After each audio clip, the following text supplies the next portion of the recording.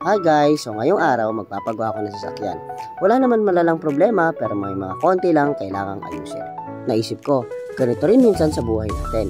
May mga panahon na hindi naman totally sira pero may mga parte sa puso natin na kailangang ayusin. Mga sugat, mga problema o mga pagkakamaling gusto nating itama. Ang problema, minsan sinusubukan nating ayusin lahat sa sarili nating paraan. Parang gusto nating i-fix agad, i-refer, i-control lahat. Pero napapagod tayo kasi hindi talaga natin ito kaya mag-isa. Sabi sa Bible sa Psalm 147 verse 3, He heals the brokenhearted and binds up their wounds. Ang ganda, di ba? Si Lord lang ang may kayang umayos sa lahat ng mga broken sa buhay natin. Hindi niya lang basta lalagyan ng pansamantalang solusyon. Inaayos siya mismo yung ugat ng problema. Siya lang ang nakakalam kung anong parte ng puso natin ang kailangan ng healing.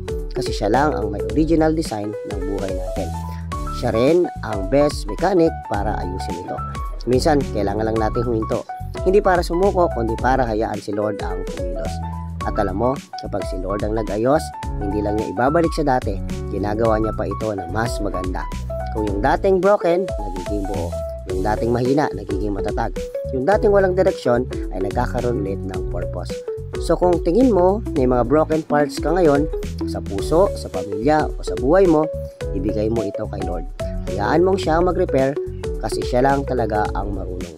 Hindi mo kailangang ayusin yung lahat ng mag-isa because si Lord lang ang kayang umayos sa mga broken sa buhay natin. Remember, may pag-asa pa kasi si Lord hindi pa siya tapos sa iyo. Kung nagustuhan mo ang video na to, i-like mo. Pwede mong i-share at pwede ka ring mag-comment dyan sa baba. Tandaan, don't deny the hurts, accept brokenness, and let God heal you.